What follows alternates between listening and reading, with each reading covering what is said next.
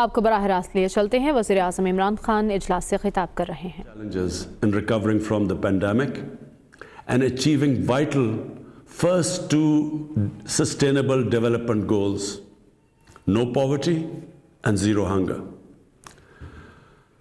There is lack of financing, shortage of investment, trade distortions, unsustainable production and consumption patterns, degradation of agricultural lands and forests, an impending water crisis, loss of biodiversity, and polluted rivers and oceans. We need a revolution in our vision of our future. The COVID-19 pandemic and the climate crisis should drive home the message to all, rich and poor, weak or powerful, that their destinies are intertwined. We will perish or survive together. The concepts of geostrategic adversaries, of regional or global domination, of the political advantages of foreign intervention and occupation, and the oppression of peoples are outdated and will soon be seen as irrelevant. We need a common plan and strategy for global recovery and survival and prosperity of all humanity. In response to the recession triggered by the COVID-19 crisis, I proposed a global initiative on debt relief last April. The debt suspension announced by the G20 and the emergency lending programs of the World Bank, IMF, and others have provided some breathing space. But according to the latest estimates, the developing countries need $4.3 trillion to recover from the pandemic and achieve the SDGs. Last December, at the special session of the UN General Assembly, I proposed several measures for generation of early financing to enable developing countries' recovery from the COVID-19 crisis. These steps include comprehensive debt relief and restructuring, the creation of $500 million in SDRs, larger concessional financing, and measures to halt and recover illicit financial flows from developing countries to haven destinations and to richer countries. But if we are to end poverty and hunger, we will need to go much further. I propose a 5-point agenda. First, we need to invest in sustainable agriculture infrastructure to facilitate transport, production and distribution of agricultural inputs and food products. The green lanes created by China are a good example. Second, governments need to more actively ensure adequate and fair prices for agricultural and food products.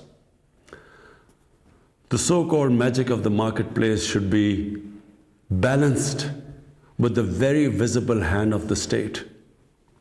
We in Pakistan have suffered from market manipulations by monopolists and hoarders. Farmers should not be left to the mercy of the corporations. At the same time, international agricultural trade must be rationalized.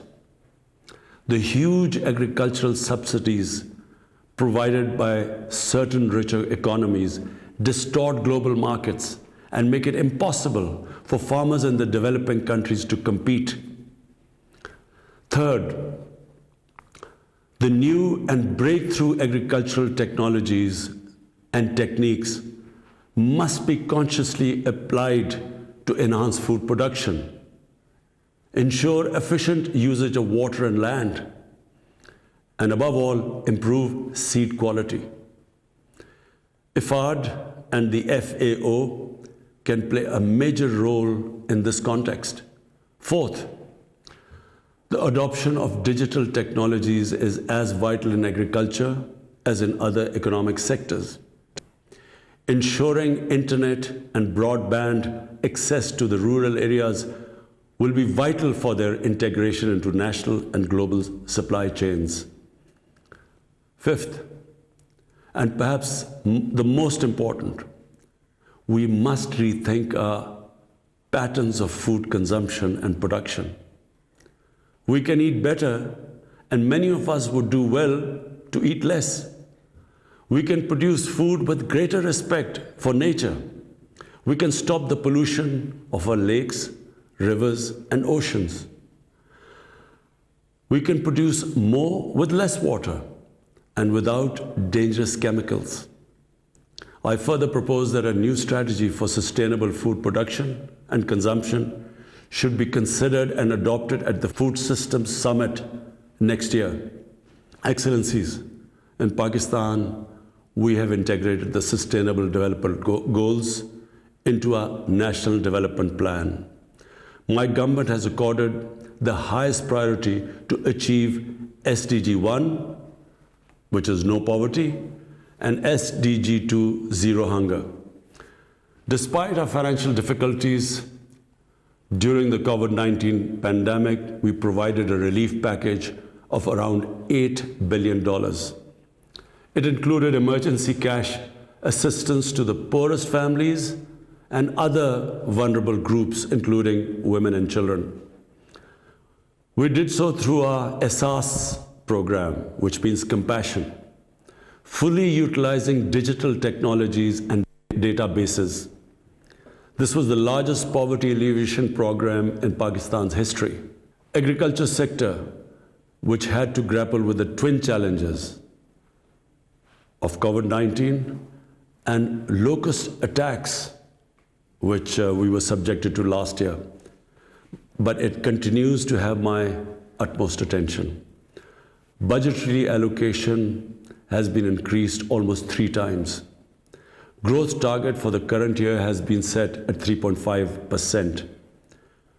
We are also engaged in one of the largest reforestation programs in the world.